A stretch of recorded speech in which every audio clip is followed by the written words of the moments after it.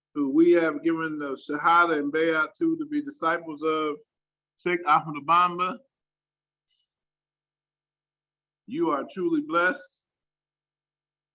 You are in a school that has ancient practices from West Africa, that if you practice them, you will open up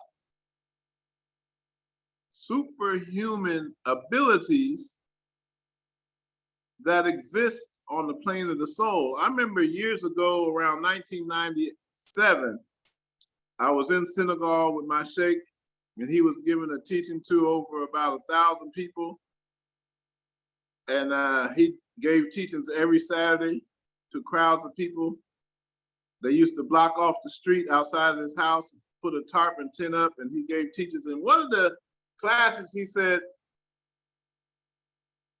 one of the Saturday night talks, he said, and I'll never forget it because I was like, the Cheikh said this, he said,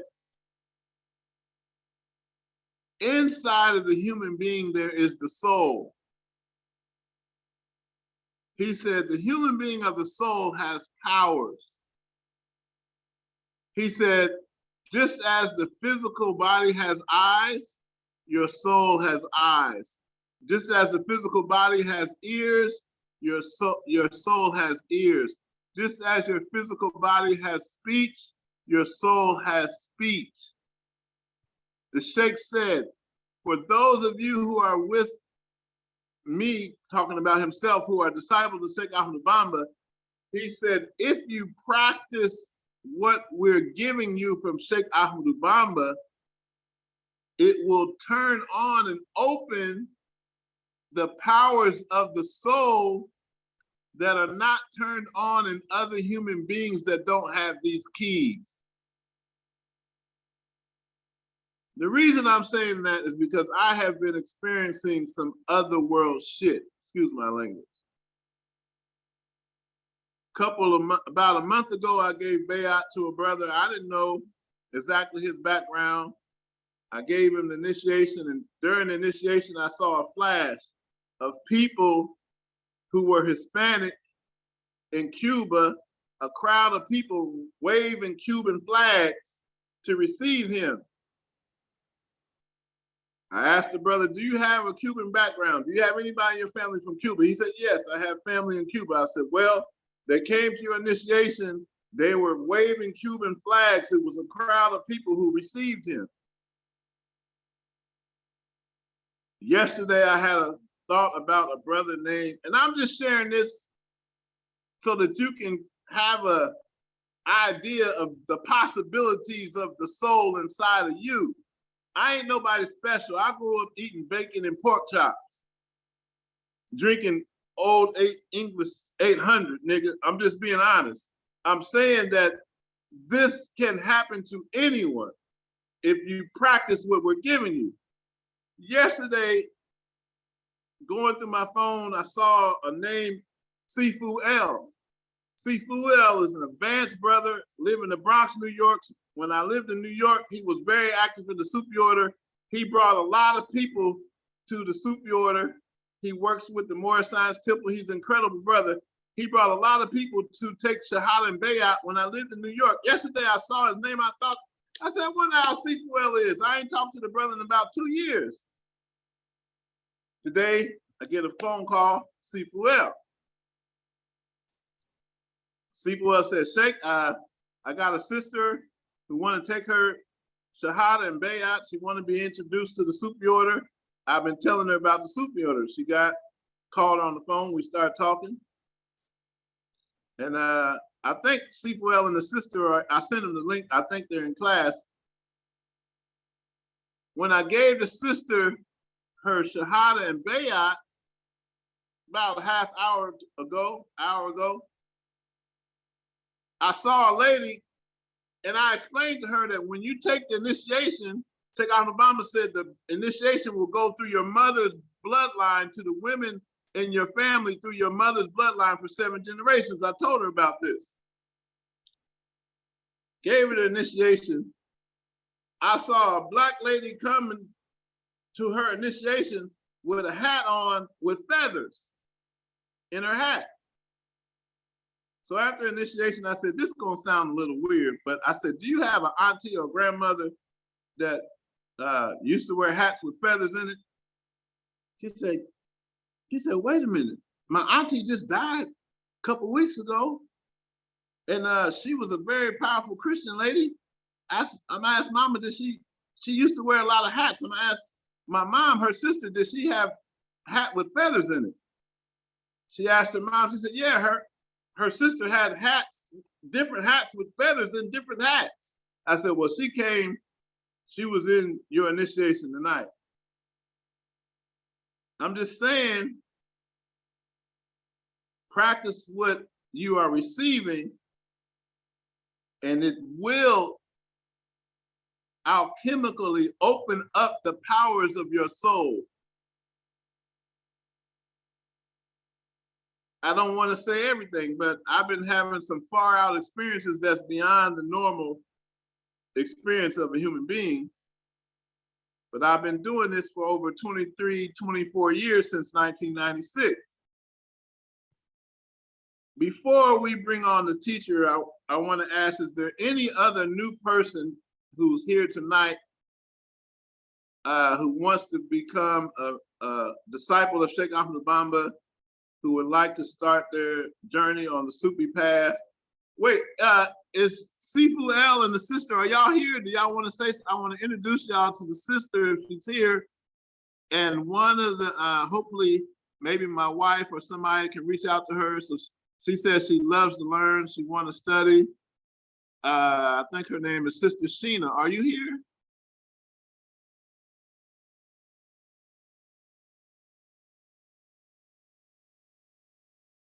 All right, if she's not here, that's fine. But we're gonna get Sifu L to get her number to the sister circle so she can be in class with the sisters on Saturday morning. Now, is there anyone else here who would like to take their Shahada Bayat, or new disciple who wants to go on the Sufi path and take their initiation this evening before we start the class? Sifu L, yes, Islam, Assalamu alaikum. You here, brother? Islam. What a great blessing.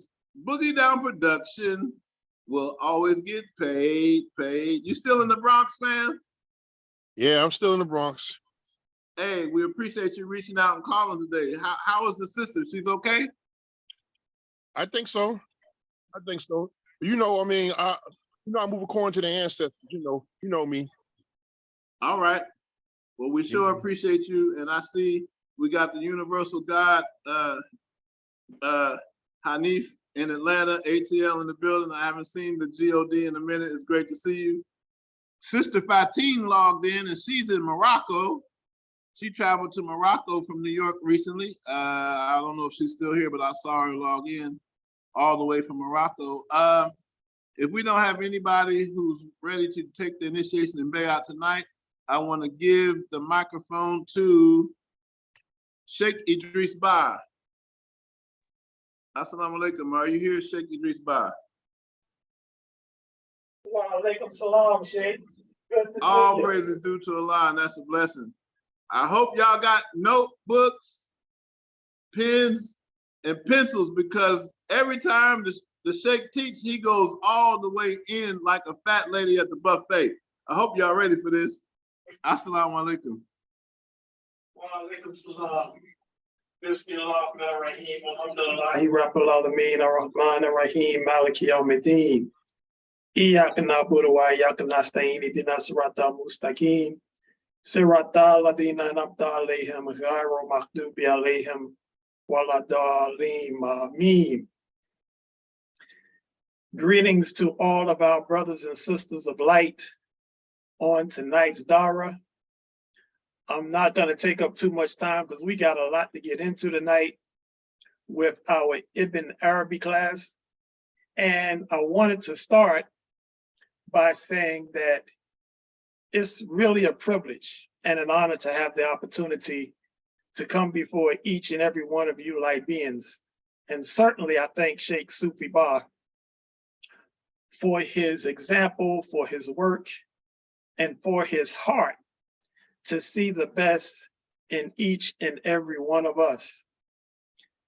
And we're privileged to be in a position to experience the light that's coming forth from the Cheikh. He is really bringing something that has not appeared here, particularly in this hemisphere, in a very, very long time, if at all, ever, especially with what we're facing now in this world. So it's a great opportunity. And my encouragement before I get into what I'm getting into is to make sure that you maximize it and take full advantage of this information. Go through the thickers and the chants, utilize this information for the betterment of yourself, those around you, your community, and the world at large. This is our divine responsibility, and we want to make sure that we're honoring it to the best of our ability. Tonight, we want to take a quick look at the topic, Canopy of Neuralights and Numeric Insights. Canopy of Neuralights and Numeric Insights. That's that Sheikh bumper rhyme coming through right there, but that's what we're gonna work with. And this came to me as a result of the class that we're taking with Ibn Arabi, because Ibn Arabi is a classical mystic that deals with a lot of the sciences of the stars and numbers and the light of the stars and the symbolic energy that comes through numerically to us. As we know, each number is a symbol, and it symbolizes something that is working. Each of those number or numeric symbols are alive, just as each of those lights in the star represent living energy, a living presence, and an actual living being. La ilaha illallah, Allah is the only reality. So wherever we see light, that is Allah. So as we begin to talk about this canopy of Neuralight and Numeric Insight, one of the things that we want to mention is we are constantly instructed to seek Allah and to study Allah through Allah's creation. One of the greatest creations of Allah is man and woman. Another one of the great creations of Allah is the heavenly bodies. And so these heavenly bodies are to be studied by those who are called to study them. Now, some people declare that it is haram, it is shirk to study the stars and the numbers. And they point to the idea of divination and forecasting is not something that is condoned by the Quran. There are stages in Islam, and Islam is always revealed in stages. And what we discover in our own school process is when we go from one grade to the next grade, some of the stuff that we studied and learned in one grade is not necessarily the same processes that we use when we go to the next grade or we go to the next level of schooling. Some information is correct at one level of study. As you advance to another level of study, you may find that at that level, you can use that information differently. So this is the way that we look at the concept of what they call astrology and numerology. I don't particularly care for those terms. I call it the science of stars and numbers, but it's what they're talking about is the science and the science system that has been in existence as long as humanity has been in existence. Noble Drew Ali once said, "There's never a time when man was not." And another great metaphysical perspective states that man has always existed but man has not always existed as man exists today. So there's stages of development that man has gone through. Through those stages of development, the heavenly canopy of stars and light, or nur, has always been present. So if we are to seek Allah through his creation, and if we are to study Allah through that which has been created, we cannot ignore one of the greatest creations, which is the stars and the numbers that are attached to those stars. Does that make sense to everybody? Yes. Alhamdulillah, I don't want to lose anyone along the way.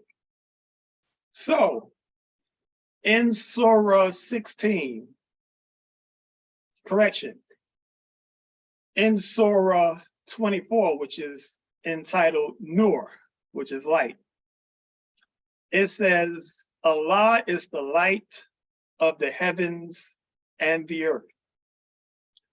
To me, that ends pretty much any debate that can be had.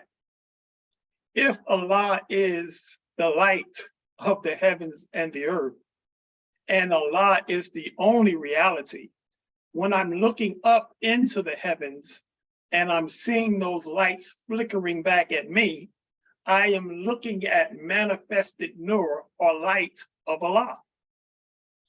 That makes it incumbent upon me to study that light. And if I get to a point where I'm able to see, as our ancestors have, that those lights actually have a bearing on some of the things that's taking place here on earth. A classic example, when it's a full moon, which we're still somewhat in the energy of the full moon, when it's a full moon, it actually pulls the waves of the water differently. It's a much more powerful pull on the waves during the time of a full moon, making it personal. Our body is comprised mostly of water. Our brain sits on water. So during the full moon, not only is the waves of the ocean affected, but the blood in our body and the fluids that our brain sits on and that our heart pumps throughout our vessel is also affected by the moon being full. So heavenly bodies have an impact and an effect on what takes place earthly. One interesting thing to note is that when we think of the science of these stellar bodies, the moons, the stars, the sun, had that light not been present, there would be no calendar system. Without that light being present, there would be no salat times. Without that light being present, we don't have the hours of the day to calculate. Without that light being present, we don't chart the yearly cycle that we have today. So it has a bearing on everything that we do. It has a bearing on the life that we live. All of those planetary bodies have a bearing on our earthly existence, making it more personal again. Each one of those lights, because again, we're talking about the nur of Allah, represent the light that is within us. What we look out and see externally is a mirror of what's going on internally within us. So those lights that are out there actually reflect the lights that are within us. Each one of those lights, each one of those planetary bodies are attached to and correspond to body parts within our vessel. That's the science. And each one of those astrological bodies are also assigned and associated with a number. So these numbers and these stars are much more than something that's used just for divination. This is an actual spiritual ancient science that we have been practicing as long as we have been in existence. And so what I like to caution people and help them to understand is, don't let his Islam affect your Islam. Islam is not Islam. Islam is from the beginning. Islam is our true nature. Islam is submission to the will of the divine, which has always been in existence. When we see those lights in the heavens, they are submitting to the will of the divine. They're submitting to Allah, just as we do. So that's important, because what's happening today is a conscious effort to detach us from our history, our culture, our tradition, our customs. And our job in this day is to reconnect and bring those cultures forward into modern day time, utilize them through the teachings that we receive from Cheikh Ahmadou Bamba. And the interesting thing is, we put so much credence and we put so much emphasis on a lot of the scholars and historians who don't put any credence and any emphasis or pay much or any attention to anything that has to do with us, our history, our culture, and our tradition. It is almost completely ignored. So when we look at, well, the scholars say that this is something that we should not study. Muhammad was given a surah for that. It's called Al-Kafirun, the 103rd surah. I'm not gonna believe or worship what you worship, nor are you gonna worship what I worship. I'm not gonna believe what you believe. You're not gonna believe what I believe. To you, your way, and to me, mine. It's a beautiful surah, but it's something to be considered when we're talking about differences and when we're talking about what we decide to emphasize in terms of our belief and our knowing, our history, heritage, and way, which is Islam. No one can tell us what our legacy of Islam is outside of us. We follow the way of Cheikh Ahmadou Bamba. And in that way of Cheikh Ahmadou Bamba, all of these traditions and customs, when we talk about the science of the stars, the science of the numbers, which all of the prophets knew, and which all of the prophets practice, all of that is in these teachings of the Cheikh. The numeric system, the Nur system, the light system, the sun, all of that is comprised in this system. There's a surah called the sun. There's a surah called the star. There's a surah called the moon. There's a surah called Nur, the light. All of these things are right there in the Quran, and they're for us to study and study in depth. This is our responsibility in terms of making this walk. Somebody says Islam is mathematics and mathematics is Islam. Absolutely. They're one and the same system, same science, married together. So this canopy of Nur light and numeric insight is what we're looking at in terms of the creation of Allah, the light of Allah, as it moves throughout our lives. And as we move under this canopy and in the light of this wisdom, it becomes important for us to understand what light is it that the sun emits? What light, energy, and frequency does the moon emit? What light, energy, and frequency does a Mars, does a Venus, does a Jupiter, does a Saturn? What energy do they emit? Let's give a quick example. Our way, which is the way of the Murid, in the word Murid is the word errata.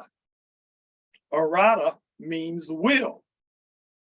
It takes will and it takes a discipline to walk this path and to do this work. When we look at that from a heavenly body perspective, that would be the sun. That would be the sign of Leo, where that particular energy is channeled through, speaking from a stellar or astrological perspective. Leo represents the will. That's what Leo represents. Leo also represents the heart, because if you don't have no heart, you don't have no will. I like my brothers out there in the West, they say, well, he ain't got no heart. That brother ain't got no heart. I love the way they say that. But that means that their sun is weak. That means that their Leo is not as strong, or their Mars is not functioning properly.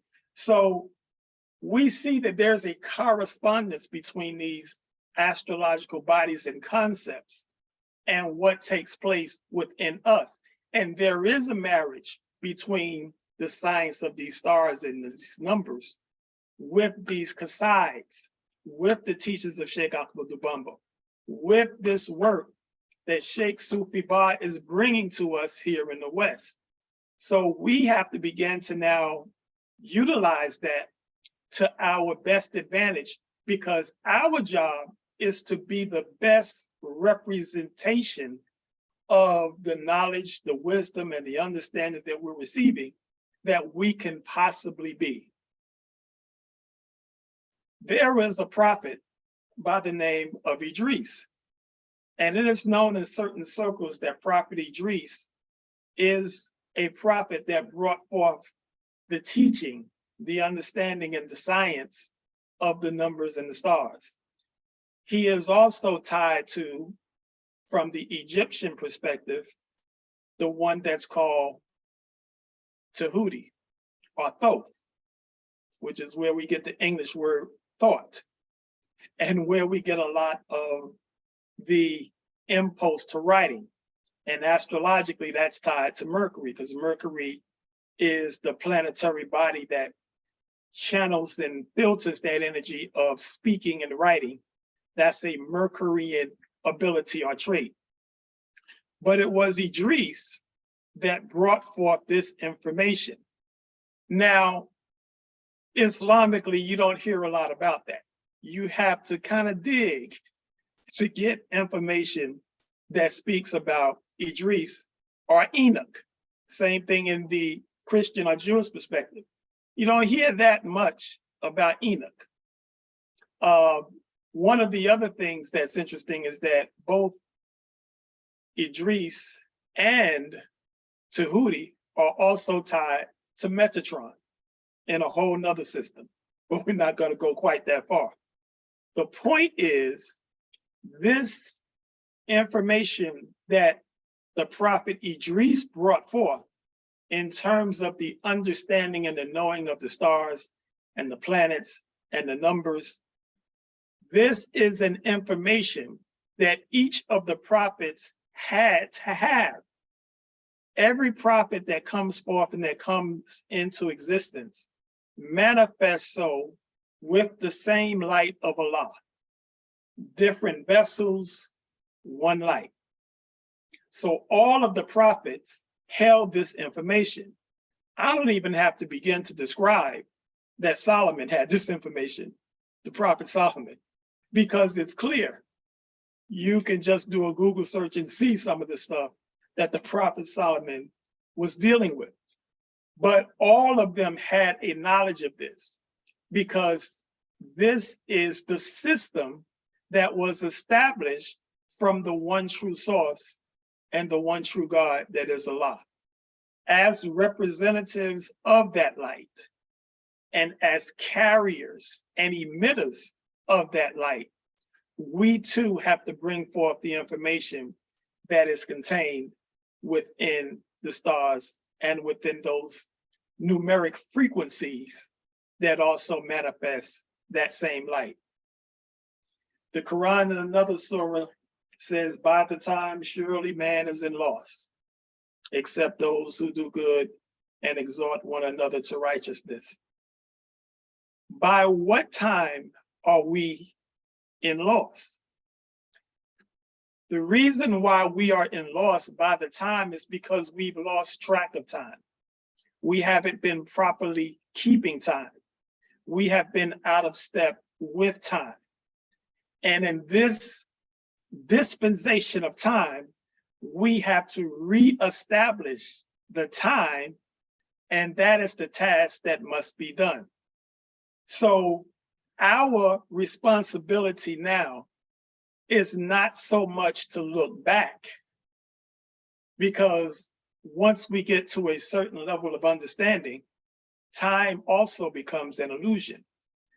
Our responsibility now is to move forward into the present future with the understanding that we've had in the past, and then bring it forward in the present and move it forward into the future so that we can be in accordance with the time.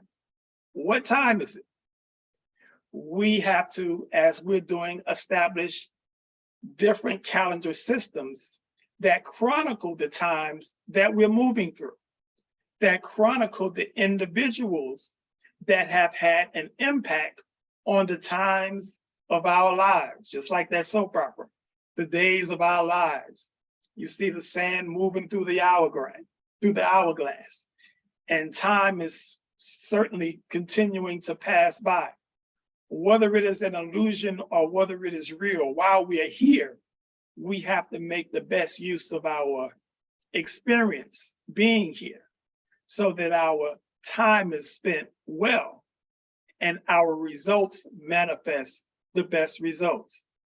So in this time, our responsibility is to establish the right time based on where we are in the time cycle.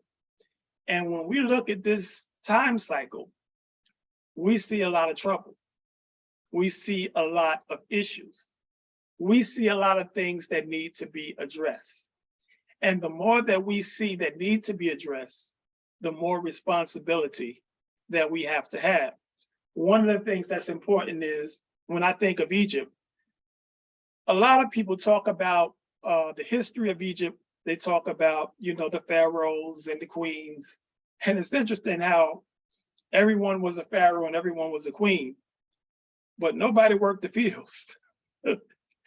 We had to have field workers. We had to have blacksmiths. We had to have people that did the things that were necessary for daily living. Those things are essential. That's the byfall path.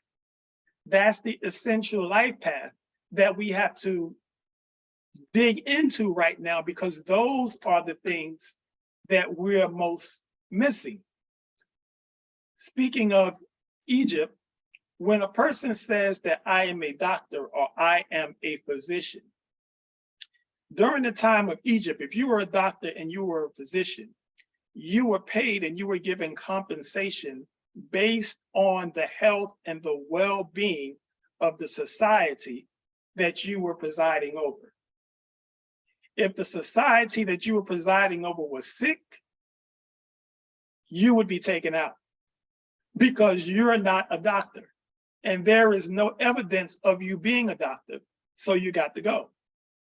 And this was the same case with the pharaoh. The pharaoh every year had to be in a certain type of shape, and he had to run around this track a certain amount of time within a certain time frame.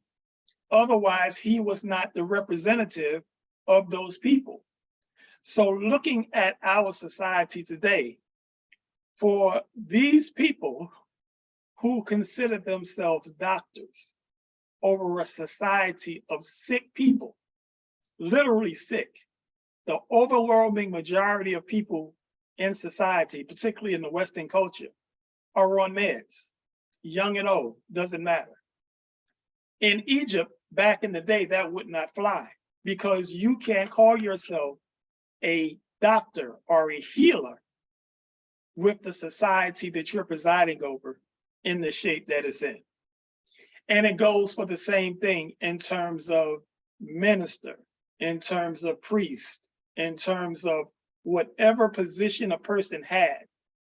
They look at the condition of the society to determine whether or not this person is who and what they say they are. And if the society is not indicative of what he say he represents, he got to go. Looking at our society today, there are people that have presented themselves as scholars, as doctors, as teachers, as healers. As we look at the society, we don't see the evidence of that. So what our responsibility now is to become the evidence of that. Our responsibility now is to embody that. If we're talking about astrology, numerology, we have to begin to embody what that represents. We have to begin to restore to a fallen society what that represents. This is the work of Sheikh Ahmadou Bamba. He had to restore what was lost in a society and establish, not just reestablish the faith, but establish a city, a physical place for people to come and be and see the example. Not only that, he had to establish writings, tons and thousands of writings to verify who he was and what he put forth. Even here in the West, when we look at the Most Honorable Elijah Muhammad, or we look at a Noble Drew Ali, we know those names because they came forth and they brought forth a certain type of work in a time where humanity had fallen, completely fallen. So their job was to rebuild and to restore and establish something of a foundation for us to begin to stand on. Here in 2022, according to the Western calendar system, when we look at our society today, it is in need of the reestablishing and the establishing of a system and a foundation upon which we can stand.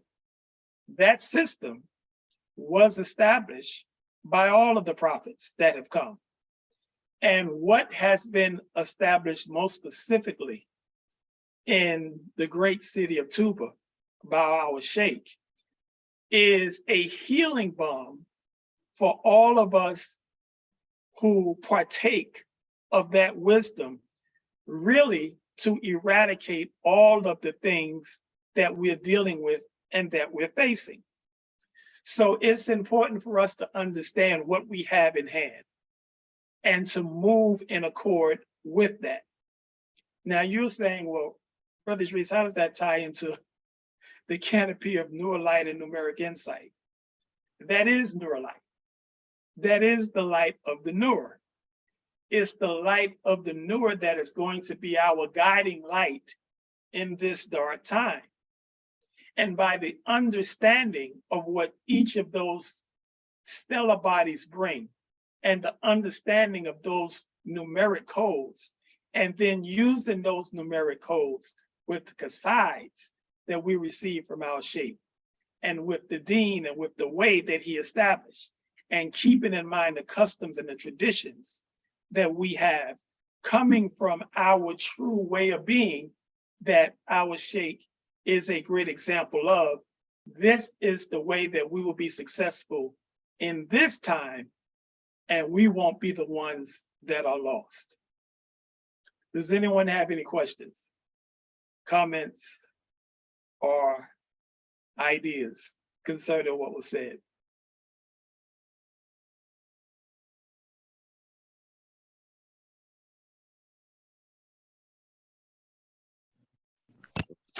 Hello, assalamu alaikum.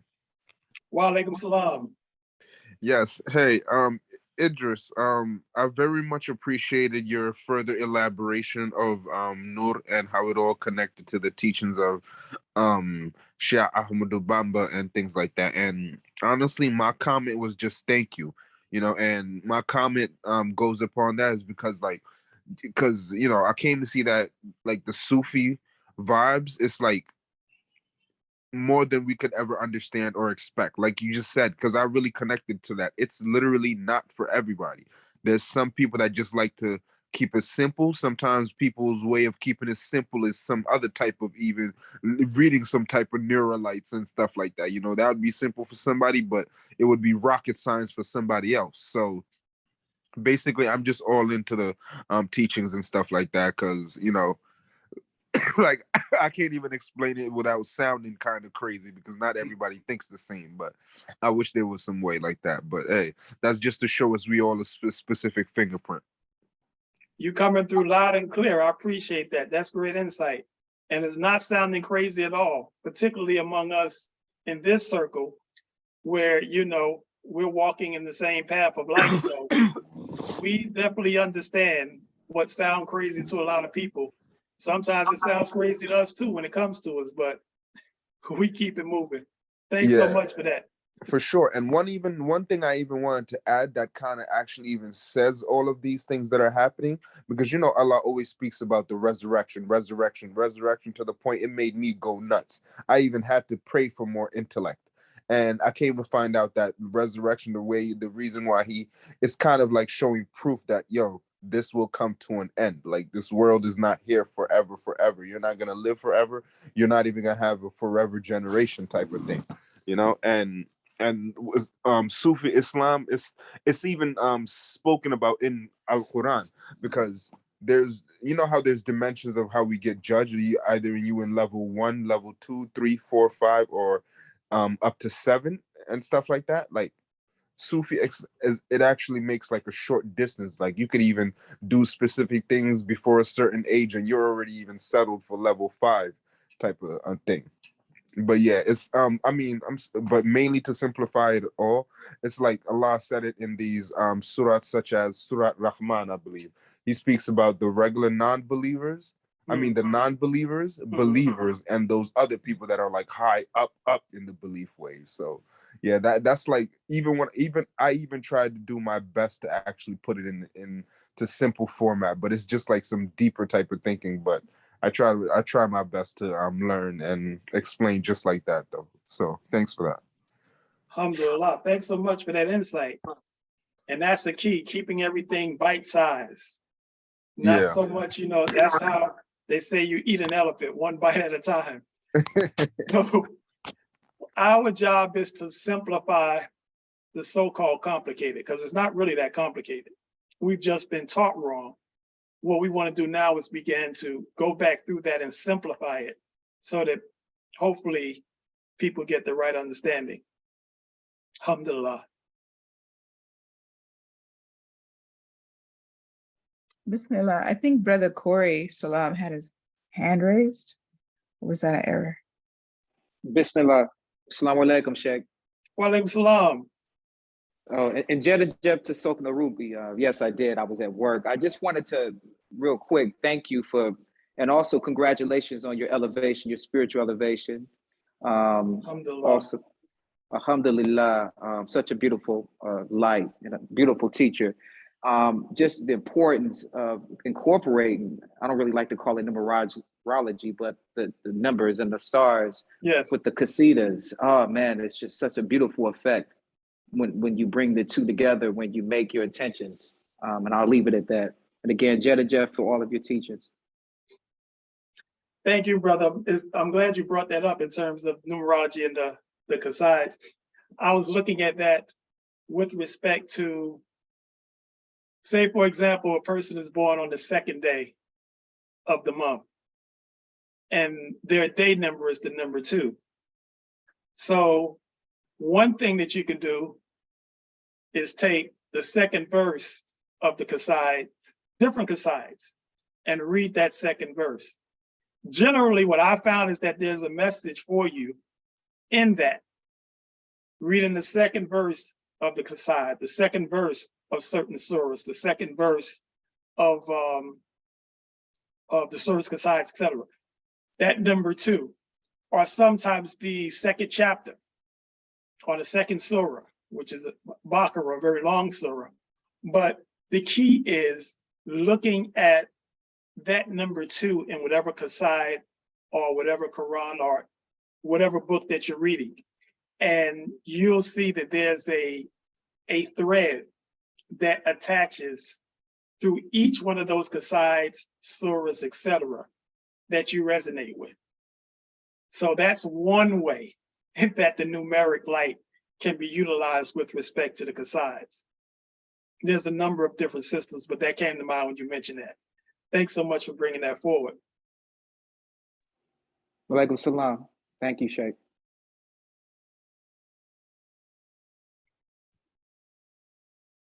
Sheikh Idris, there's a question in the chat from Brother Q.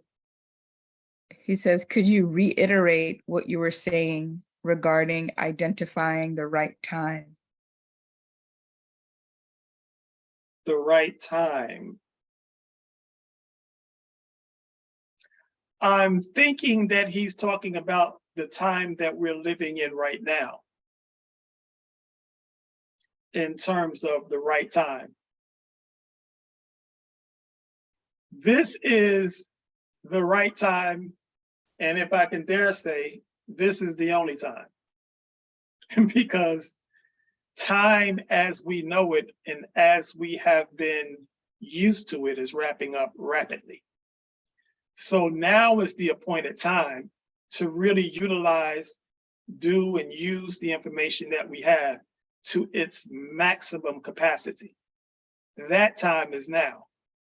For Sheikh Sufi to have been here in the West back and forth for the last 20-something years, bringing this information forward is proof positive that now is the time to take this information and these practices to the next level and really become the walking, talking embodiment of what these Kasaids represent and be the embodiment of this culture.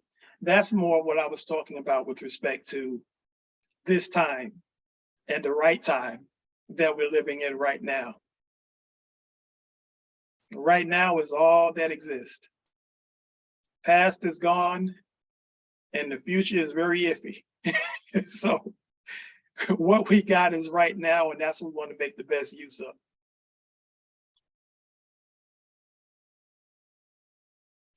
Anyone else before I hand it over? I know we got a lot coming forth tonight. Assalamu alaikum, Cheikh. Wa alaikum salam, great brother. Yeah, my question was similar to the last, but yeah, you mentioned the time cycles. Can you go into that a little bit more? Time cycles. Time cycles are based on a number of different things. There's one time cycle of the moon, which is about 28, 29 days. There's a time cycle of the sun, which is 365 days. And for each of the other stellar bodies, etc. Then there's a time cycle of astrological signs, which is a 2,000 plus year cycle that you sit in each sign, each astrological sign. And after that 2,000 years, it moves into another astrological sign. These are markers that are utilized to determine what we call our time cycles. From a biblical perspective, Ecclesiastes chapter 3 talks about how to everything is an appointed time and an appointed season. So it's talking about how there is a time and a place for everything. There's a time to heal, there's a time to kill, there's a time to laugh, there's a time to mourn, there's a time for everything. In this particular time, what determines what time cycle we're looking at is simple observation. What we see in our environment, what we see going on around us, very much determine what time cycle we're in.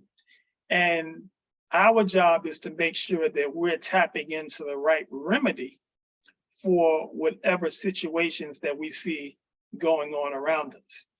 And with that, I can see no better remedy than what has been brought forth from us by our Cheikh.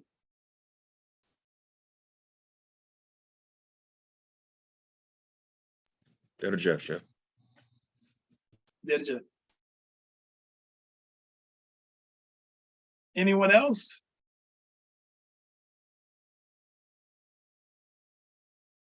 Well, the last thing that I want to say is thank you to each one of you for listening. Thank you to each and every one of you for being the light that you are. Each and every one of you bring forth a very, very unique and needed light in this time. And don't let nobody talk you out of being and reflecting the light that you are. Don't let no one move you from that square. There's a time to be humble and there's a time to buff up.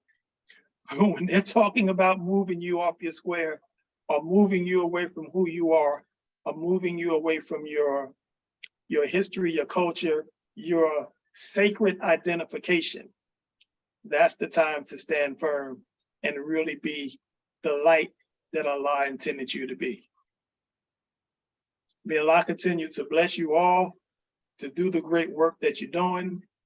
And with that, I'll turn it back over to our great Cheikh. Assalamu alaikum.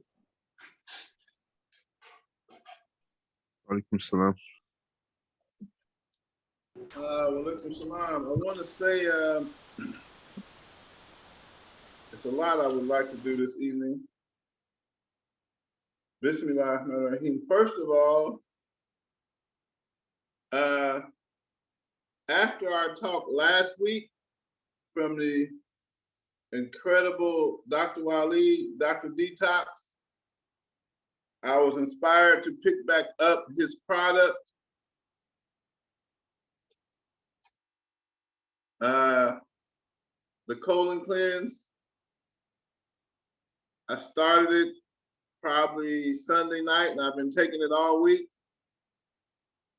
And if I told you what's been coming out of me, you would say too much information.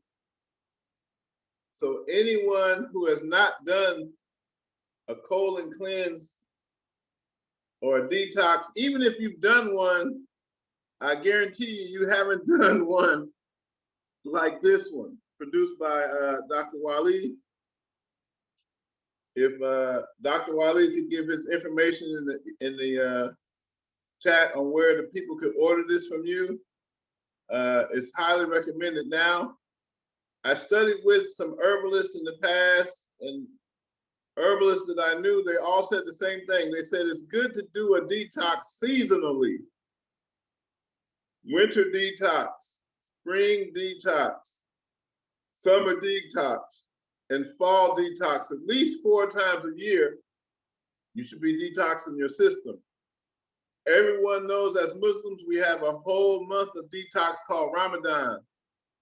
We always take his product during Ramadan for a detox. So if you haven't done a detox, it's recommended that you reach out to Dr. Wali, Sheikh Fard, and get his product from one of your own. Also, a lot of people know you have a fingerprint that is uniquely yours.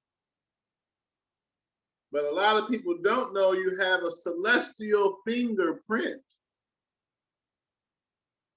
You have a celestial fingerprint, meaning the position of the stars in the sky, whether you know it or not, is your celestial fingerprint that can tell you information about yourself. Whether you believe in astrology or not, all of the ancient schools of thought studied astrology and the stars. In the Sufi world, they were called the Nujumis, the people who were masters of studying the stars. MashaAllah, I just received my astrological reading and numerology reading from Dr. Idris Ba. Unbelievable what's in there about myself. On all of the ancient Kemetic temples, they had a sign on the temples that said, know thyself. One of the ways to know some intricacies about your personality, about your character, is to study your celestial fingerprint, which is the position of the stars in the sky at the time you were born, on the day you were born. So we want to ask Brother Cheikh Idris, how much do you charge for numerology and astrology reading, inshallah? Assalamu alaikum, Sheikh. For both the astrology and numerology reading, for the Dara, it's $50 for the combined astrology and numerology reading. Man, that's free. La ilaha illallah. So it's recommended, if you have not had a numerology, it's nowhere on the planet you can get a numerology reading and an astrology reading for a donation of $50. It's recommended to know yourself and to know about your celestial fingerprint. There's information in the stars waiting on you to discover. So Cheikh Idris Ba, we also want to ask you to put your email in the chat for those who want to get readings from you, mashallah. I appreciate the reading you did for me is going to take a lifetime to digest. There's so much information in it. Any questions, Sheikh, just give me a call. I'm going to have some questions for real, for real. Now, as it relates to numerology, before we go into Ibn Arabi, I want to teach some basic Sufi numerology for Bismillahir-Rahmanir-Rahim. All of us should be using Bismillahir-Rahmanir-Rahim every day in some form or fashion with some numerical formula. What I'm going to give you today is a basic breakdown of some numbers and formulas for Bismillahir-Rahmanir-Rahim that you probably will not hear anywhere outside of the Sufi orders. So first of all, I want you to write down on your piece of paper the number 111. 111 is very powerful. The next number is 313. The next number after 313 is 484. The next number after 484 is 594. The next number after 594 is 787.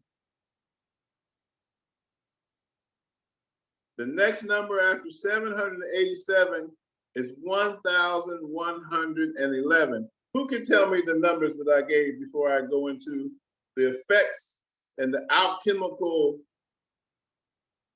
effect of using Bismillahir-Rahmanir-Rahim with these exact numbers? Who can tell me what are the numbers?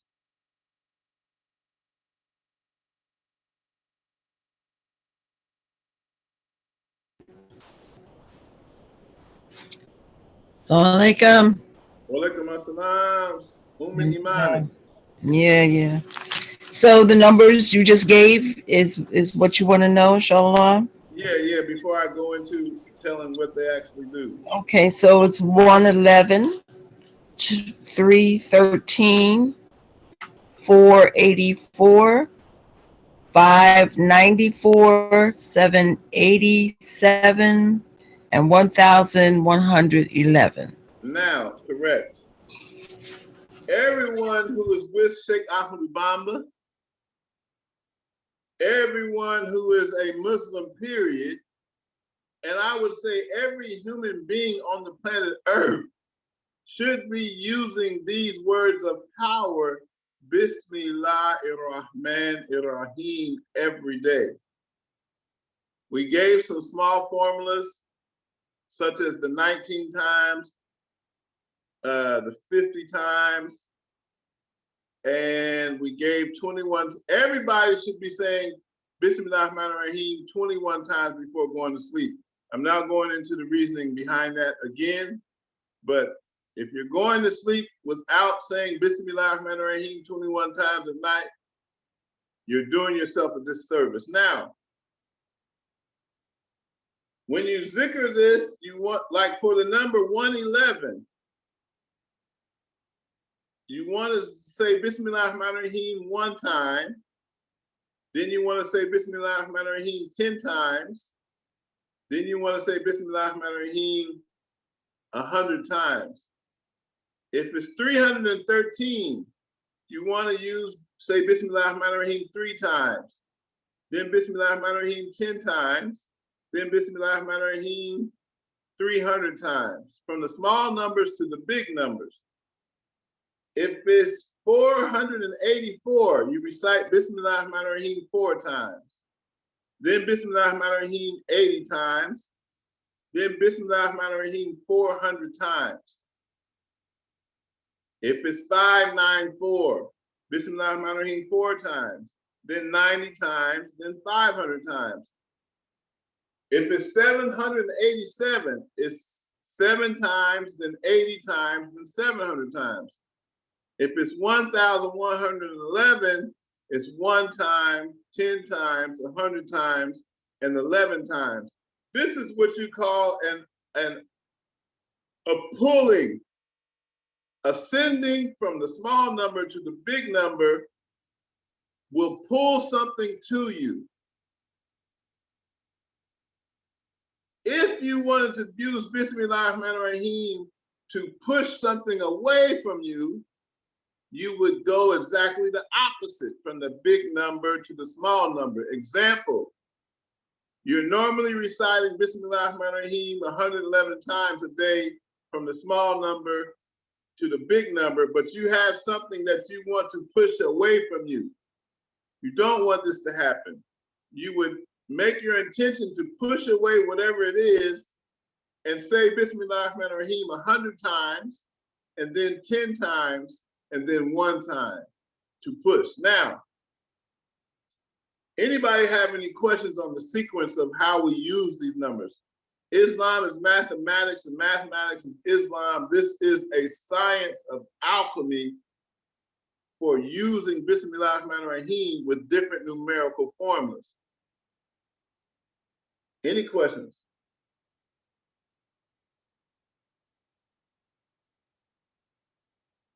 Now, the number 111, all of the numbers are like, you go to the doctor will give you a prescription. Sometimes he might say, take 2 of these tablets. He might say, take 1 in the morning, 1 in the afternoon, 1 at night. He might say, take 4 in the morning and 4 at night.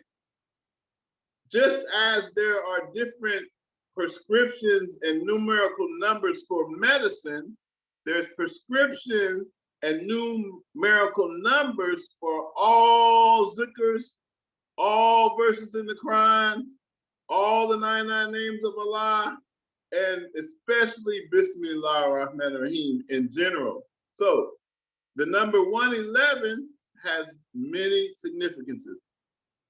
111 is for the name Al-Kafi. Al-Kafi is the hidden power of Allah. So if you want to tap into the hidden power of Bismillahir-Rahmanir-Rahim, you could use a small number. Bismillahir-Rahmanir-Rahim 111 times a day will get you into the Kafi of Bismillahir-Rahmanir-Rahim. All right. For us in our order, the name Fall is Fa Alif Lam, adds up to 111. So Bismillahir-Rahmanir-Rahim 111 times is also tapping into the energy of Cheikh Ibn Fall.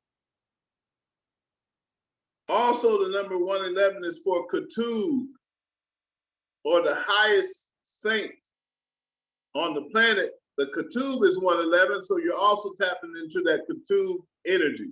And Cheikh Fall was a Ketub who had Kafi, the hidden power of Bismillah Rahman Rahim. So that's 111. Anytime you want to fight an enemy, anytime you want to push, I'm gonna give you, anytime you want to fight an enemy, you want to defeat your own bad qualities internally. You want to use the Bismillah Rahman Rahim 313 times, but you want to reverse the number to fight and push away bad qualities. If you're doing spiritual warfare, somebody hating on you, somebody looking at you funny at work, and you want to push that energy away, 313 is the number for jihad, because the Prophet Muhammad was fighting in the Battle of Badr with 313 soldiers. So since the Prophet Muhammad was doing his outer jihad and war in one of the greatest battles that ever existed, the Battle of Badr, he had 313 soldiers fighting. You need to use Bismillah Rahman Rahim 313 times to fight your enemies and to fight greed, lust, anger, qualities inside of yourself. So for fighting, this is what we call spiritual warfare. You recite Bismillah Rahman Rahim 300 times first. Then you recite Bismillah Rahman Rahim 10 times. And then you recite Bismillah Rahman Rahim 3 times. Big number to the small number, pushing away bad qualities, pushing away haterade. All right? One of the best, most effective numbers for Bismillah Rahman Rahim is 787 times a day. I recommend 787 times a day in general, because it's, if you write Bismillah Rahman Rahim in Arabic, it has 19 letters. You take the numerical value of the ba, the sin, the meme, the alif, the lam, the ha, the alif, the lam, the ra, the ha, the meme, the noon, the alif, the lam, the ra, the ha, the ya, and the meme. If you add up all those letters, it adds up to 787. So Bismillah Rahman Rahim itself is vibrating at the frequency in the universe of 787. It's like you wanted to hear Bismillah Rahman Rahim on the radio, you would turn your dial to 787 on the FM dial.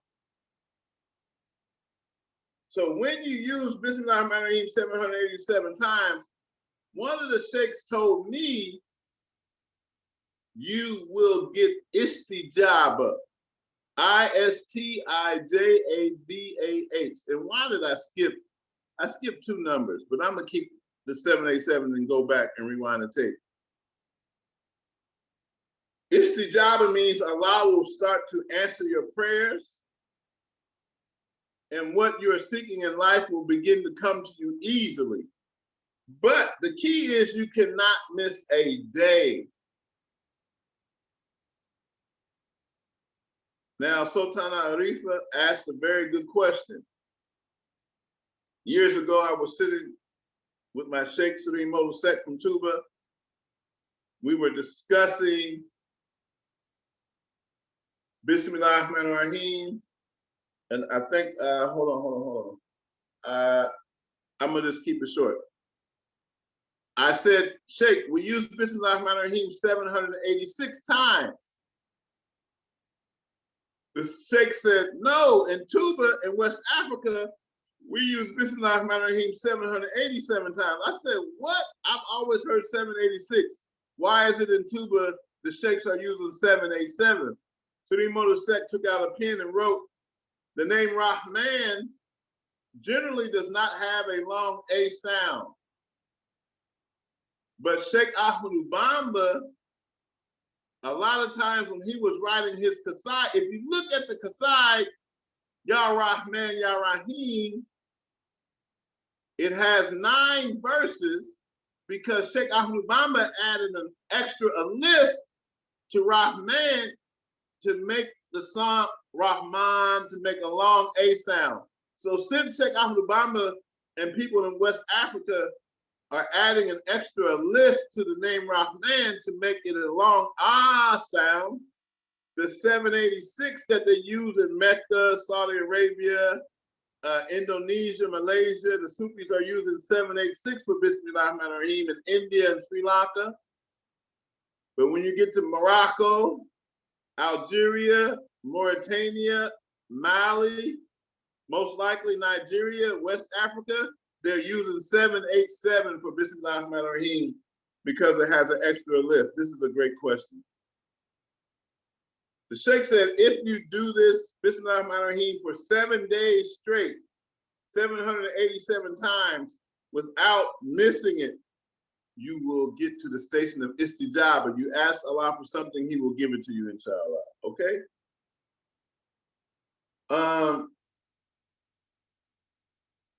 Going back. Now, also, one of the best ways to fight, 313 is powerful for fighting, 300 times, 10 times, and then 3 times. But if you were accustomed to using Bismillah Rahman Rahim 7 times, 80 times, and 700 times, and you wanted to fight something, one of the most powerful spiritual weapons is to reverse the Bismillah Rahman Rahim and recite it 700 times, 80 times, and then 7 times to push an adversary away spiritually. Now let's go back. We had 484 is a number for magnetism. 484 is a number for what we call the alchemy of happiness. Years ago, I gave a whole system based off of the number 484. 484 is based on the alchemy of happiness, meaning the Sheikh says, write this down, for happiness, you need 3 things. To have happiness in life, the Sheikhs in West Africa teach you need 3 things. I learned this from a Sheikh from the holy city of Tuba. His name was Sheikh Musa Jakati. I'll just give you the name so you won't be like, what Sheikh you learning from? I learned this from Sheikh Musa Jakati when I was studying with him. Sheikh Musa Jakati said that the alchemy of happiness is based off of 484. And the 3 things you need for happiness are, the first thing is you need a direct connection to the name of Allah. For happiness, you need a direct connection to the name of Allah.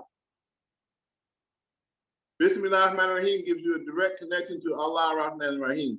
He said, once you have established a direct connection with Allah, the next thing you need is money, wealth, and prosperity. He said, after wealth and prosperity, the third thing you need is people to be a jamaat, a group of people who are with you. When you're using the 484 Bismillah Rahman Rahim, it gives you a direct connection to Allah.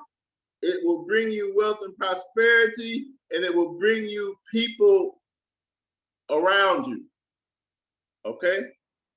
This is the number 484. Bismillah Rahman Rahim 484 times a day will bring you to a station of happiness. You'll never be broke. You always have good friends, and you will have a direct connection to Allah. The Sheikh explained, without all 3, you won't have happiness. Let's say you got a connection to Allah, but you don't have no money. Or you got a lot of money, but no connection to Allah. Or you got a lot of people with you, but you don't have no connection to Allah. It takes all 3 to have happiness. Now, for those of us who just want money, money, money, money, money, as sure as a pig's blank is pork.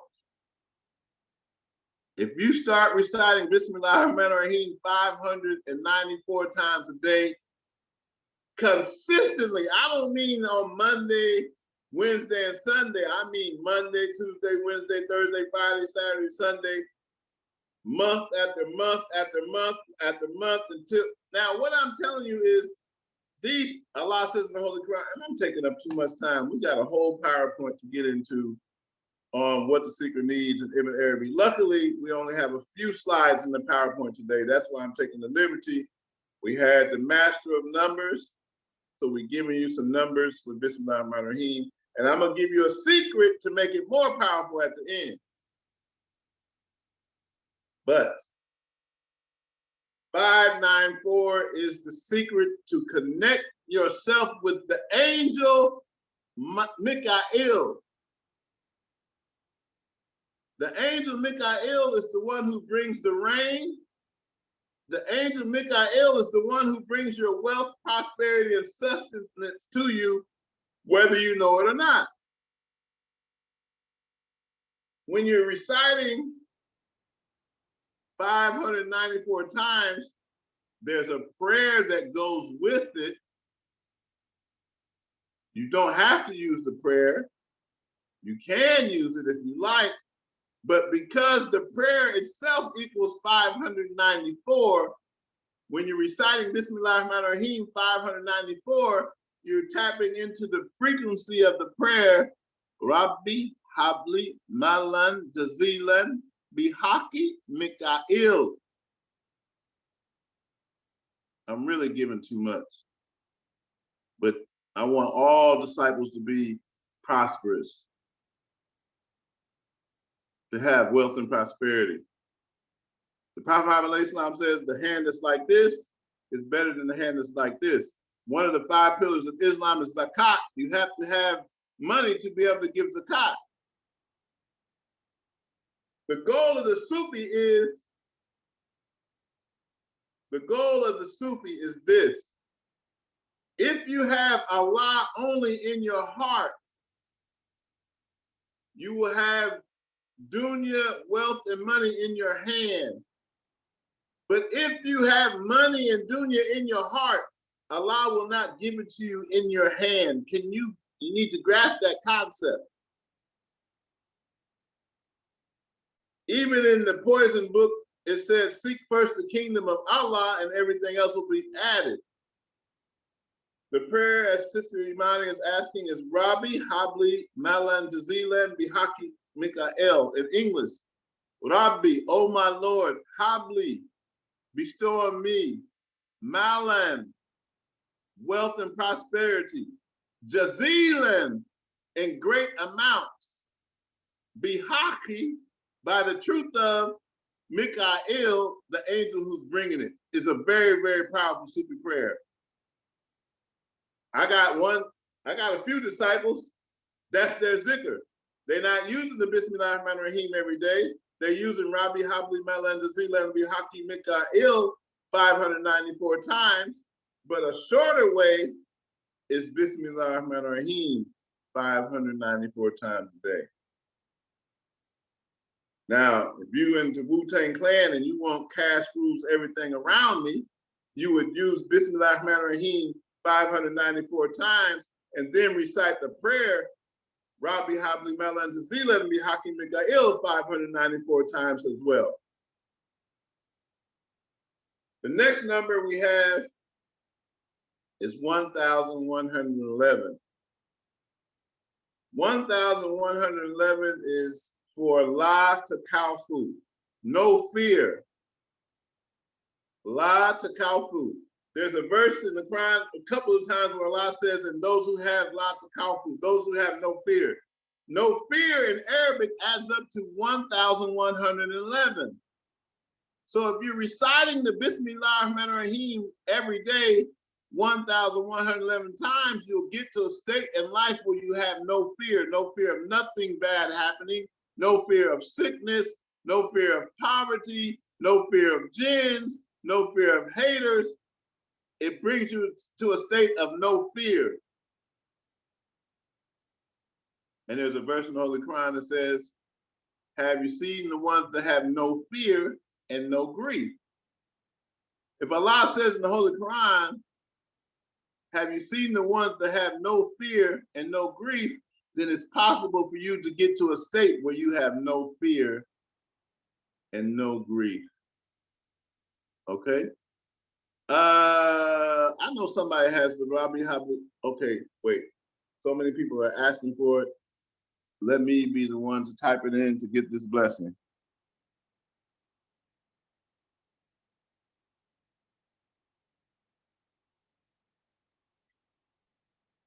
Rabbi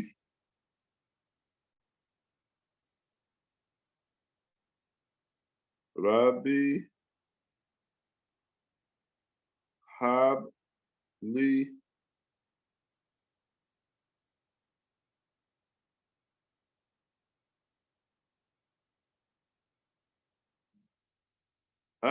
It's not, it's Jazilan. Rabbi Habli Malan.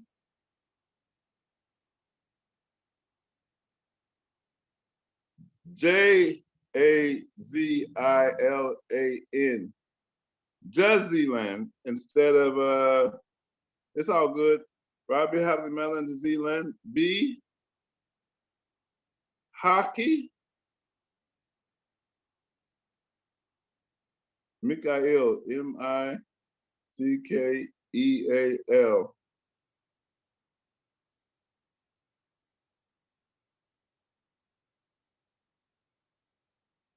Rabbi Habli Malan Jazilan.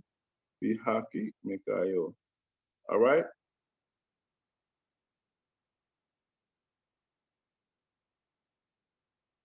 You didn't put gas in the car. So use these prayers. Bismillahirrahmanirrahim 1,111 times.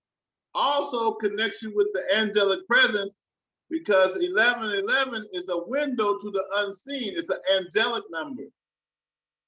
1111 is an angelic number that connects you to the angels and the unseen for protection. If you're doing it every day, now, you want to do these practices not for 1 month, not for 2 months, not for 3 months. I'm going to recite Bismillahirrahmanirrahim every day until I leave the body. It's some things you need to do day after day, after month, after month, after year, after year, after you need to keep doing it. Put in your mind that I don't know what zikr I'm going to do all the time, but I'm going to keep this Bismillahirrahmanirrahim until I die. It's that important. Bismillahirrahmanirrahim can save your life. Bismillahirrahmanirrahim is so important that Cheikh Ahmad Bamba wrote manuscripts, more than one, on other secret uses of Bismillahirrahmanirrahim that I'm not giving in public. We have some other numbers, some other, woo! We got some other, this is stuff I can give to the public. So if I'm giving you this in public, what you think the Sheikh got in his back pocket for Bismillahirrahmanirrahim? Now, I heard from a wali from Senegal that the prayers you recite during the day bring you blessings from earth. And the prayers you recite at night give you blessings from heaven, meaning the prayers you recite during the day, the zikr, the weird you're doing during the day gives you power in the zahir, the manifest world. The zikr you're reciting at night gives you power in the batin. And I heard this from the great Wali Sheikh Mahi Sise. May Allah grant us a light from the great Tijani Cheikh Mahi Sisi. I've been watching his videos on YouTube and Wolof. He's an incredible living Sufi master from Senegal right now.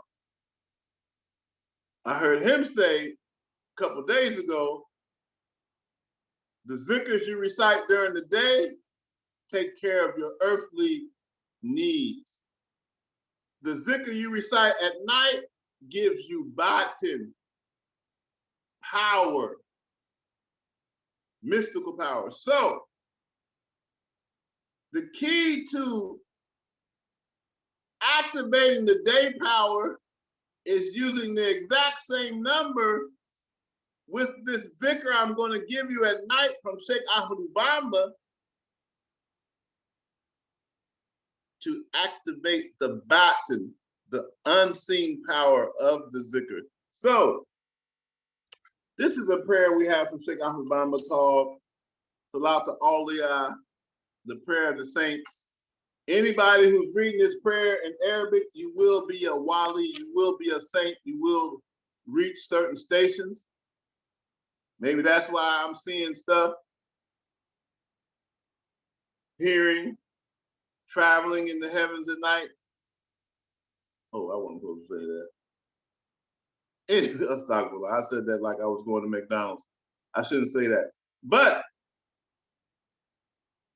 since we just had a beautiful, and the Sheikh's work on inspiration.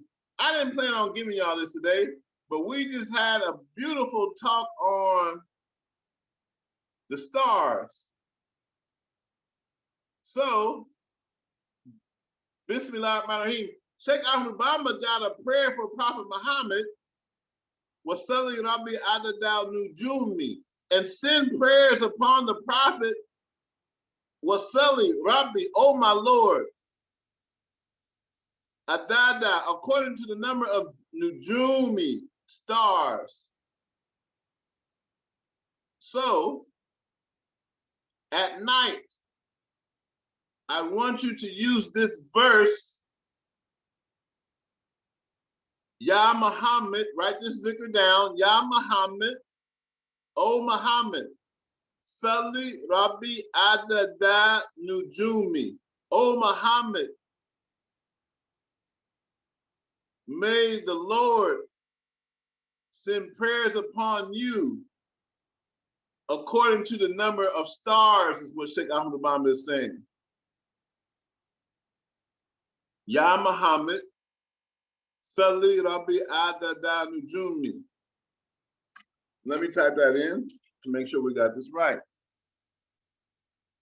This is not from me, this is from Sheikh Ahmad Bamba. Ya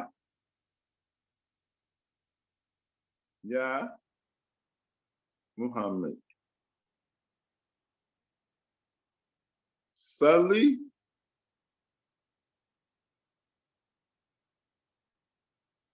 Rabbi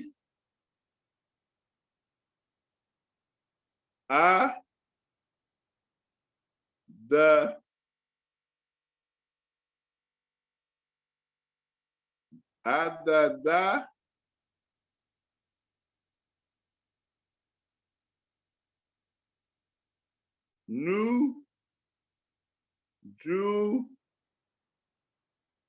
Nujumi. Somebody else can type the English. Ya Muhammad, O Muhammad, Salli Rabbi, O Muhammad, may the prayers of the Lord be upon you, Adada Nujumi. Salli Rabbi Adada Nujumi. I want you to say this at night. Now listen. Use that prayer at night while the stars are out. Pay close attention. This is where it gets good. If you're using Bismillah ar-Rahman ar-Rahim during the day 111 times, you should start this tonight. If your intention is to do Bismillah ar-Rahman ar-Rahim 111 times, at night you should say Ya Muhammad Salli Rabbi Adada Nujumi 111 times at night. If you're going to use Bismillah ar-Rahman ar-Rahim 313 times during the day, you need to use Ya Muhammad Salli Rabbi Adada Nujumi 313 times at night. Whatever number you're reciting, Bismillah Rahman Rahim, this is a key, y'all, all right? I am not playing with this science. Whatever number you're using for Bismillah ar-Rahman ar-Rahim during the day, Barke Sheikh Ahmadu Bamba. If you use this prayer from Sheikh Ahmadu Bamba for Muhammad at night with the same number, it's going to make your Bismillah ar-Rahman ar-Rahim during the day more powerful. Who can explain this alchemical, Sufi, esoteric inner science that I'm giving in public? Who can, what did I just say? Who can put it in their own words?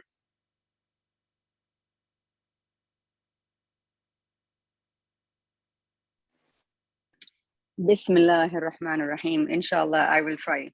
Hey, Aisha Bamba from Pakistan. Assalamu alaikum. Wa alaikum salam wa rahmatullah. So this is a zikr. It's an alchemy. It's a personal markaba. It's like a vessel that your soul is traveling in a constant motion of remembrance, a constant motion of zikr, awareness and God consciousness. You are remembering Allah. So you're constantly traveling through the stations during the day and the night. So your soul is being pulled exactly to the frequency that is a match for you at that specific time of now moment where you have to do a certain thing that is destined already for you to do while you're stay here on planet Earth. So subhanallah, when you are accommodating your morning zikr in numbers to your nightly zikr in numbers, you are perfecting your mind, body, and soul order. And then this is your personal vehicle, your personal Sufi channel, your zikr channel that is leveling you up, and it's increasing your frequency, energy based on your intention per day, based on your vessel per day. Where are you aiming to go? Are you perfecting your soul today, this morning? Are you working on your salawats? Are you working on battling your nafs? Is there a disease that you're healing today? Like every single morning you wake up with an intention. So you are continuing that intention during the night time. So when I do tafakkar about this, the understanding that wallahu alam bil ghaib, but the understanding that I have is that the angels that come in the morning during Fajr time, so the shift is changing during Asr time. So if both the times you are at the same frequency, your merkaba, your vessel, will project the same nur light that has been destined for your naseeb for today. Subhanallah, Allahumma salli ala Sayyidina Muhammad. Inshallah, please, may Allah guide us and correct me if this resonates, beloved Sheikh Sufi. Alhamdulillah, I need to go on record and say, I don't know, I'm pretty sure it was about 2 years ago, but I never made a public announcement. About 2 years ago, Sheikh Aisha Bibi received the station of being a sheikh in our order. We talked about it over the phone, but I never gave the public announcement that she had reached the station of being a sheikh and representative of Sheikh Ahmadu Bamba in the West. I'm going Alhamdulillah. Do you remember that conversation? Alhamdulillah, Alhamdulillah, I remember. And inshallah, the niyyah is... I don't even remember how long ago was that? It's Sheikh, it's 2020. We had this discussion in 2020, beginning 2020, late 2019. Alhamdulillah. Wow. So MashaAllah. We're presenting to the community Sheikh Aisha Bibi. She changed her name. She asked me one day, she said, Sheikh, can I change my name to Aisha Bamba? Yes, said, alhamdulillah. Definitely, you can use Sheikh Aisha Bamba. She's a lover of Sheikh Ahmadu Bamba. Built a masjid back in Pakistan. She said, we gave her the Salat al-Fatih practice. She said when she went to Pakistan, she took the Salat al-Fatih to Pakistan, and the people, what happened when you took Salat al-Fatih to Pakistan? You said people there didn't have it?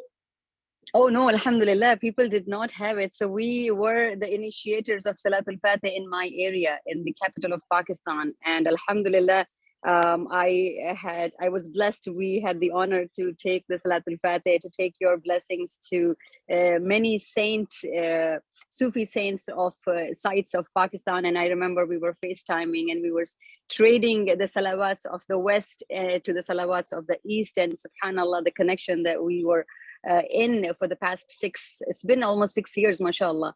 And the intention is that, please remember us in your du'as, the intention is to spread Sheikh Ahmed Bamba's khidmah and love and Sheikh Sufi's teaching all across the globe. We are intending to expand our Sufi school to Pakistan, inshallah. Bismillah ar-Rahman ar-Rahim. You see that? Yes, alhamdulillah. Alhamdulillah. So inshallah, we hope to see you in Pakistan, Sheikh Sufi. You're highly welcomed, and your people are eager to meet you. The mosque that we initiated, and that's alhamdulillah, it's working. Our goal is to expand it, and then we also have a charity with honor program now established over there, where in Ramadan, alhamdulillah, we are feeding the families. And this year in 2023, inshallah, next year, our goal is to open our first Bibi Bamba school, inshallah, in Pakistan, and then grow, inshallah. The future is beautiful, alhamdulillah. Keep the beads moving, Sheikh. This is Inshallah. amazing. This is amazing. This is amazing. Jazakallah. Bisirra bismillah ar-Rahman ar-Rahim. By the on my ring, I don't like to tell everything, but around that time, around the year 2000, I have had many rings, and I always give my rings away. I've had about 10 rings in the past, 10 rings in the past 5 years.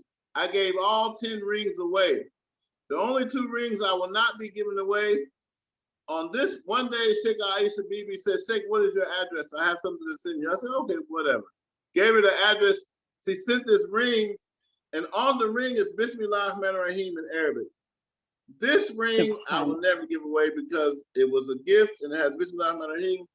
And the other ring I just got from the Sheikh in Tuba, Imam Jakati. I will not give this ring away until I get ready to die. Allah knows best. What the Sheikh put in this ring, damn you, you think your kung fu is better than mine. Anyway, alhamdulillah, may Allah increase your light. Rabbi Habli Malan Jazilan Bihaki Mika'il. Ameen. Anybody have any questions or comments? Who can tell me, who decided what number they're going to use? Any disciple? Did anyone decide what number they want to use for the zikr?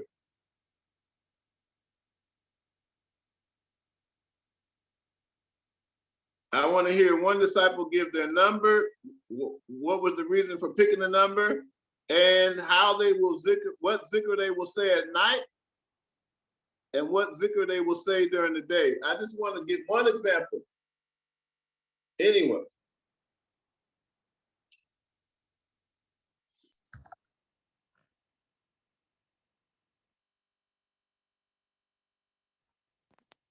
Well, hello. Hey, wow, sini minanga there. Max Jam, alhamdulillah, yonak. Wow, something bottom to Banakawa, New York. Hanging in there, alhamdulillah, hanging in there. Buma Fatichi and Dingy. Muxadana.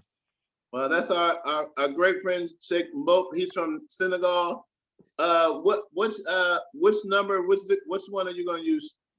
I always do I kind of learned a new lesson because I usually just do the 313 Bismillah ar-Rahman ar-Rahim every morning. Every morning I do that one, and I do something else 111 times, which is the just giving the props to the prophet. But the opposite one that I'm gonna actually look to start doing now is the one I say at night, since I do the Bismillah ar-Rahman ar-Rahim in the morning.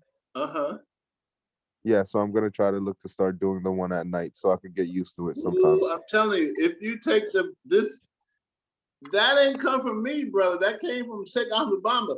If you take that verse, Ya Muhammad, Salli Rabbi Adadanu Jumi 313 times at night, and keep your 313 Bismillah Rahman Rahim in a day, I guarantee. Tell me what happens in 40 days. You're gonna see a different Bismillah Rahman Rahim. I'll look to it. Because now you're getting into the bottom. All right. Yeah, inshallah. Alhamdulillah. Yes, yes. We welcome Sister Khadija from the Healing Center here in Philadelphia. Usually we go to her center on Friday, the Energy Healing Center, to do zikr. Was the smallest number is 111. Yes. Anyone else? Can we get one more person to share their number that they're going to use, inshallah?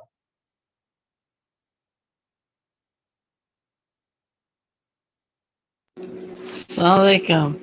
Alaikum salam. I think I'm going to use the smallest number, and I'll do them both in the daytime and the same number at night, along with the Ya Muhammad prayer. Is that that's the correct formula? Yes. If you're doing the 111 Bismillah Rahman Rahim during the day, yeah, you want to do the 111 Ya Muhammad Salli Rabbi Adonai Najumi 111 at night. And I want to go on record and say 111 is not a small number. It looks like it's the smallest in the sequence, but for Bismillah Rahman Rahim, 111 times is huge. And one of the other reasons, which may be a little bit contracted, but the other reason is that, according to numerology, which I've kind of dabbled in a little bit, but never expanded on, but 11 is my soul vibration. Ooh, watch out now. Yeah, so I always looked at 1111, 111. It always resonates with me. So that's one of the other kind of reasons. And everybody, make your intention to keep this zikr till next December. Don't stop. Get it. Don't stop with this Bismillah Rahim. Yes, Sheikh Fard, Dr. Wali gave I could have went into that, and I probably should have. There's another number that I didn't give that I have given, which is 555 Bismillah Rahman Rahim. 555 is very powerful for opening locked doors. If you got a job interview and you want them to give you the position, you need 555 Bismillah Rahman Rahim. If you having a difficulty between you and a friend and you want to open up that dialogue conversation between you and somebody, 555 Bismillah Rahman Rahim. To open any door that's locked, whether it's financial, whether it's health, whether it's relationships, Bismillah Rahman Rahim 555 times is for opening locked doors.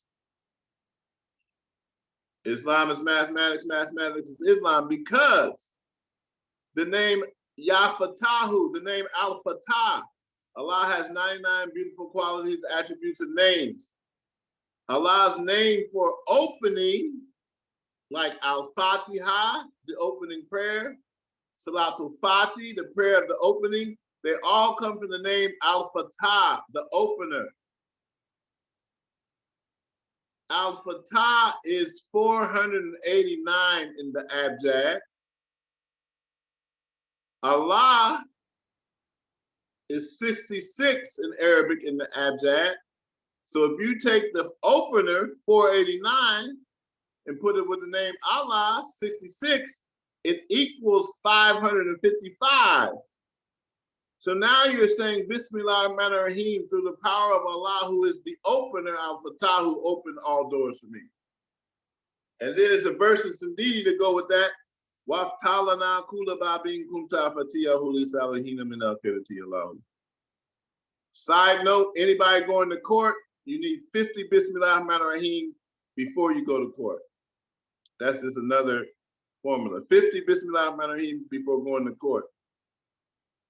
I want to give you know, I don't think Sheikh Ahmed Bamba would mind me giving this secret. I ain't gonna give all the secrets. I'm gonna give you one. Sheikh Ahmed Bamba says in his treatise on Bismillah ar-Rahman ar-Rahim, and I think everybody can do this. Sheikh Ahmed Bamba says to protect your house and everybody in it from jinn and magic and poverty. What did I just say? I can't. No, I'm not giving that to everybody. I'm not that generous. I was going to give y'all a formula. No, I can't give out everything. If you want a formula, no, I'm not even going to ask you for a donation. I'm not giving that. I give out too much stuff. Sheikh Obama gave a formula for Bismillah ar-Rahman ar-Rahim that you write on a paper. It protect your house and everybody in it from jinns, magic, and poverty. I cannot give out all this stuff for free. Allah forgive me. My wonderful wife said that it's already 9 o'clock, so we're gonna stop here.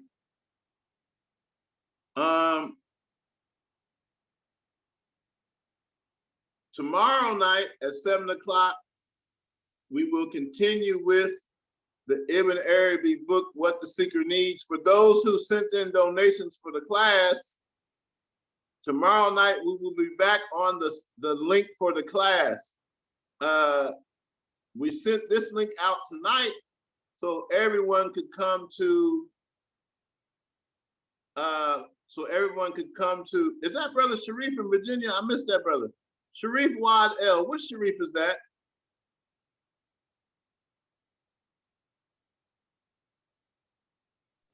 Assalamu alaikum, Sheikh. Hey, walaikum salam. Where you been at, Working, Sheikh. Hey, but I miss you, Sheikh. When I saw that, I was like, wait, is that my brother? I miss you too, brother. Give me an email, give me a text anytime. I miss you, man. It's good to see you. It's good to see you. I mean, man, seeing him in the class made me smile. You know, work is a part of worship. So anyone who has the link for tomorrow, this link was given for general purposes to have everybody in the class tonight. Wow, we're gonna have to add, the Ibn Arabi class was supposed to end on Monday. Sister Ruby, what we did, 3 days? We did Monday, Tuesday, Wednesday. Then we had a guest speaker on Thursday who was incredible. We had Sheikh Idris teaching today who was incredible. So if we did 3 days, we still have 4 days left. If you want to be in the class to finish the book of Ibn Arabi, we have 4 days left. We'll be teaching every night for the next 4 nights at 7 p.m. You can send in a donation, hashtag Sufi School. This ain't never happened before. If you want to be in the last 4 days of the class was $55 donation. It was a $100 donation for people who hadn't taken bayat. Anyway, for anyone here tonight, if you want to be in the class tomorrow and you want us to send you the link for a class for the next 4 nights on Ibn Arabi's book, send a $25 donation to hashtag SUFISCHOOL, hashtag Sufi School. You know, you can join the class and catch the last 4 days of the class. We did the first 3 days. We're going to finish this book by the great Sheikh Ibn Arabi, who was from Moorish, Spain. I know, right? Allahumma salli ala sayyidina Muhammad al-Fatihi lima ulika wa khatimi lima sabaka. Nasirul haqi bil haqq wa hadi ila siratika mustaqim. Wa ala alihi haqqa qadri wa miqdar azim. Next week, we have our beloved wife Ruby will be teaching next Friday. This class is free. You benefited from this class tonight. Save this link. Every Friday, we got Sufi scientists, men and women dropped in jewels. Next Friday, 7 o'clock will be My wife Ruby and sister Zima Love Fire, inshallah, will be teaching next Friday with the same link. Astaghfirullah. Okay, I made a mistake. Who's teaching next Friday? No, you didn't make a mistake, but there was a change in schedule. So Brother Sharik Noor Arif Billah will be teaching. Brother next Friday. Shark from India is going to teach next Friday. Yeah, and if you and then the following week will be me and Sister Zima, and I will not be giving Sufi teachings.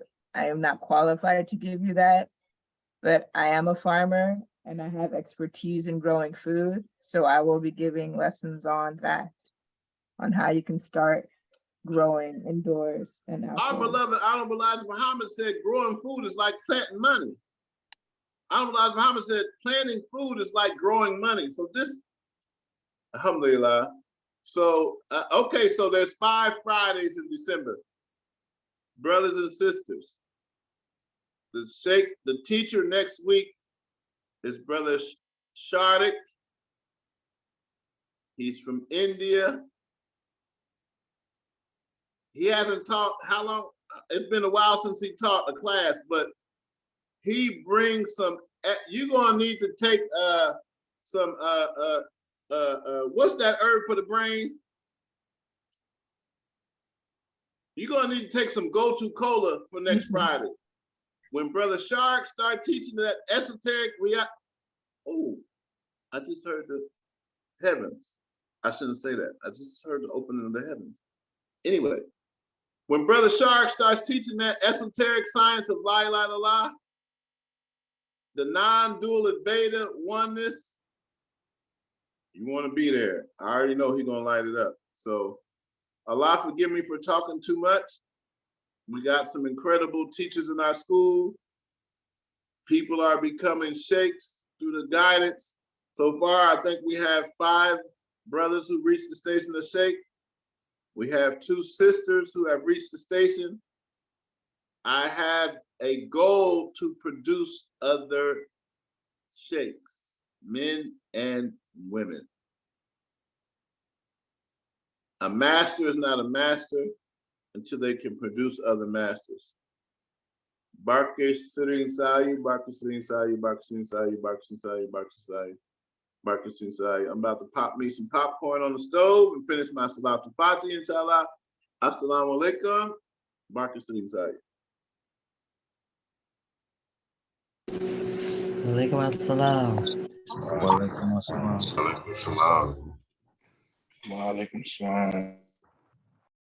Alaikum salam.